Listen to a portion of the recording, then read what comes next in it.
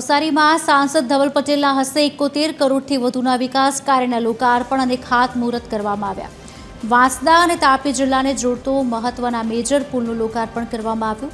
સાંસદ ધવલ પટેલ અને આદિજાતિ મંત્રી નરેશ પટેલના હસ્તે લોકાર્પણ થયું. ધરમપુરી ગામ નજીક કોશ ખાડી ઉપર 4 કરોડથી વધુના ખર્ચે તૈયાર કરાયો. આ બ્રિજથી 8 થી 10 ગામના 11,000થી વધુ લોકો માટે આશીર્વાદરૂપ સાબિત થશે. ચોમાસા દરમિયાન ભારે વરસાદમાં બ્રિજ બંધ કરવામાં આવતો હતો.